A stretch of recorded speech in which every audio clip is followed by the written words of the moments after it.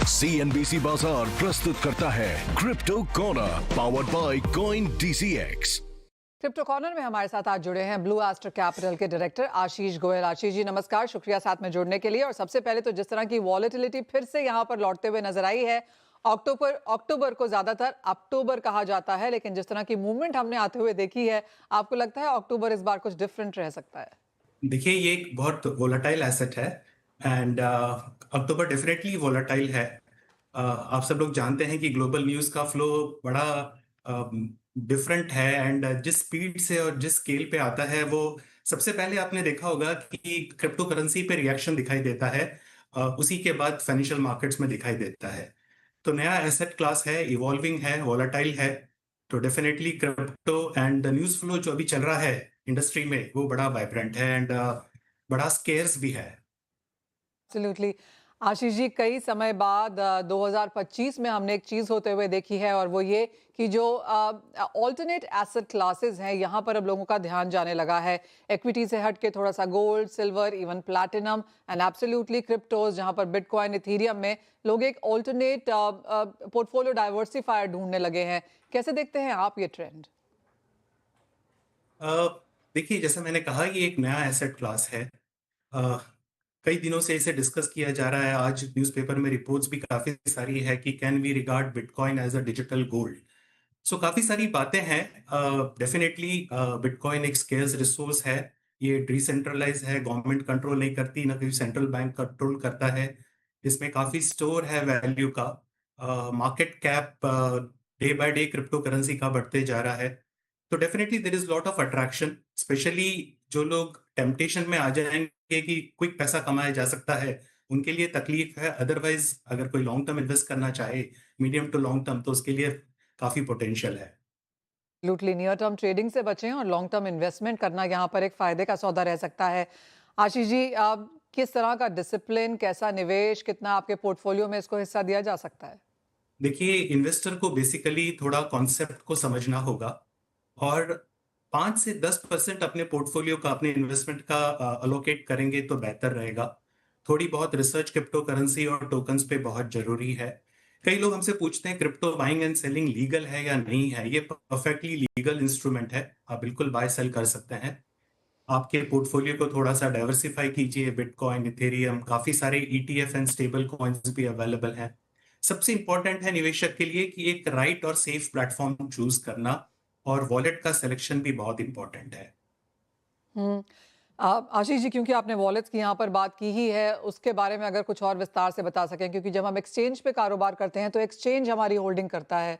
Wallets पे कब, क्यों और कैसे लेकर जाएं? देखिए, 3 तरह के वॉलेट होते हैं। एक हार्डवेयर वॉलेट होता है जो एसेंशियली ऑफलाइन होता है। एक सॉफ्टवेयर वॉलेट होता है जो ऐप बेस्ड होता है और डेस्कटॉप बेस्ड होता है, ऑनलाइन होता है। एक होता है कस्टोडियन वॉलेट, जहां एक्सचेंज और कस्टोडियन आपके कॉइन्स को स्टोर करते हैं। तो द मोस्ट रिलायबल वन हमने जो समझा है, तो वो है हार्डवेयर वॉलेट, जो कि ऑफलाइन होता है। सेकंड ग्रेड पे आता है कस्टोडियन वॉलेट, जहाँ पे कस्टोडियन इंश्योर करता है कि आपके कॉइन्स की सेफ्टी रहे। The last and the most least preferred wallet जो होना चाहिए, वो होना चाहिए सॉफ्टवेयर वॉलेट। बट जैसा मैंने कहा कि निवेशकों को इसकी जागरूकता, इसकी नॉलेज बहुत जरूरी है।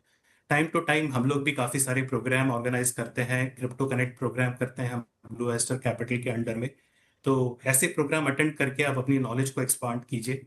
डेफिनेटली अपॉर्चुनिटीज बहुत सारी हैं। डेफिनेटली इस नए एसेट में पार्टिसिपेशन करना चाहिए। हम्म।